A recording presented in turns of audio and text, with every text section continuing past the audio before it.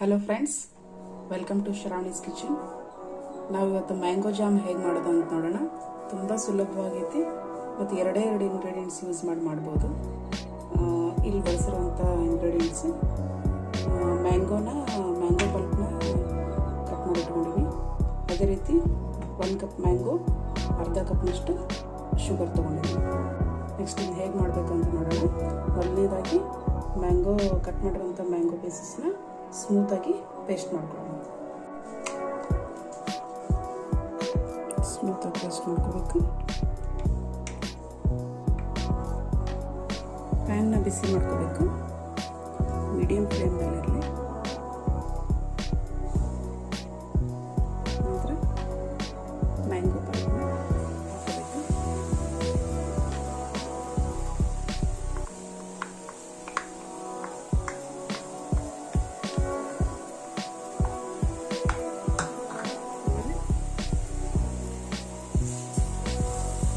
Sugar ಹಾಕೋಬೇಕು.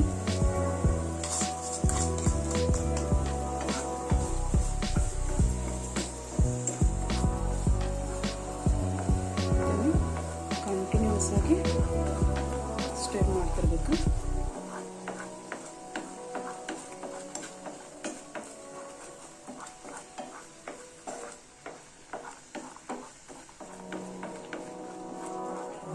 Usually ಇದು ಮಾಡಬೇಕಂದ್ರೆ ಒಂದು ಅರ್ಧ ಗಂಟೆ ಟೈಮ್ ಬೇಕಾಗುತ್ತೆ. ಫಸ್ಟ್ ಒಂದು 2 ಮಿನಿಟ್ಸು ಕಂಟಿನ್ಯೂ ಸ್ಟೇರ್ ಮಾಡಬೇಕು.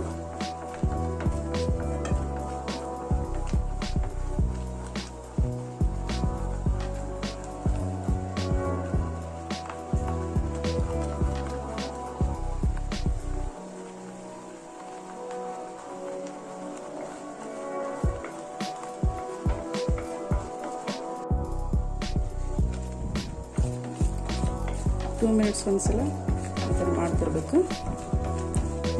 ಯೂಸಲಿ 20 to 25 ಮಿನಿಟ್ಸ್ ಈ ಥರ ಮಾಡ್ತಿರ್ಬೇಕು, ಬಾಯ್ಲ್ ಮಾಡಬೇಕು.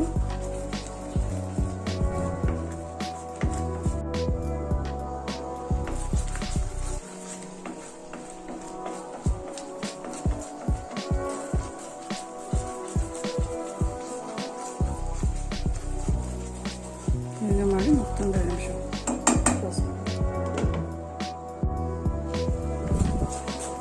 ಅವಾಗವಾಗ ಕರೆಕ್ಟ್ ನೋಡ್ತಿರ್ಬೇಕು. ತಳ ಹಿಡಿದೇ ಇರೋಂಗೆ ನೀಟಾಗಿ ಅದನ್ನು ಸ್ಟಿರ್ ಮಾಡ್ತಿರ್ಬೇಕು ಕಂಟಿನ್ಯೂಸ್ ಆಗಿ.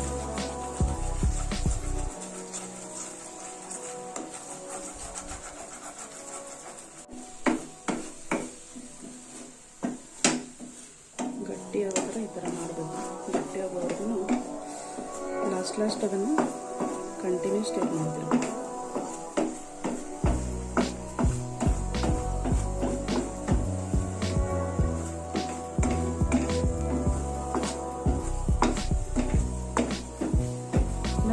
ಸ್ವಲ್ಪ ತಿಕ್ ಆಗಬೇಕು.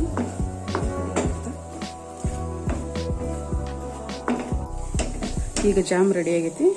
ಇದು ಪೂರ್ತಿ ಮುಗ್ದೈತಿ ಇಲ್ಲ ಅಂತ ಹೆಂಗೆ ಗೊತ್ತಾಗ್ಬೇಕಂತಂದ್ರೆ ಈ ಥರ ನಾವು ರೊಟೇಟ್ ಮಾಡಿದಾಗ ಅದು ತಳ ಈಸಿಯಾಗಿ ತಳ ಬಿಡುತ್ತೆ. ಈ ಕನ್ಸಿಸ್ಟೆನ್ಸಿ ಬಂದಮೇಲೆ ನಮ್ಮ ಜಾಮ್ ರೆಡಿ ಆಗೈತೆ ಅಂತ ಎರಡು ಸ್ಟವ್ ಆಫ್ ಮಾಡ್ಕೊಳ್ಳೋಣ. ಇದನ್ನು ಒಂದು ಬೌಲ್ಗೆ ಸರ್ವ್ ಮಾಡ್ತೀನಿ.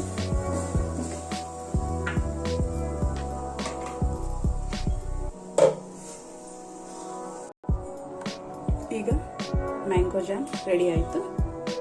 ಈಗ ಇದನ್ನು ನಾವು 1 ವಾರದವರೆಗೂ ಸ್ಟೋರ್ ಮಾಡಿ ಇಟ್ಕೋಬೋದು.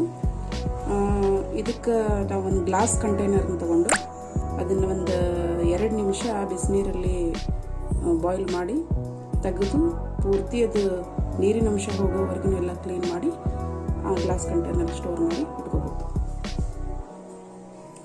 ನಮ್ಮ ರೆಸಿಪಿ ಇಷ್ಟ ಆಗಿತ್ತಂದರೆ ನಮ್ಮ ಚಾನಲ್ನ ಸಬ್ಸ್ಕ್ರೈಬ್ ಮಾಡಿ, ಶೇರ್ ಮಾಡಿ. Thank you.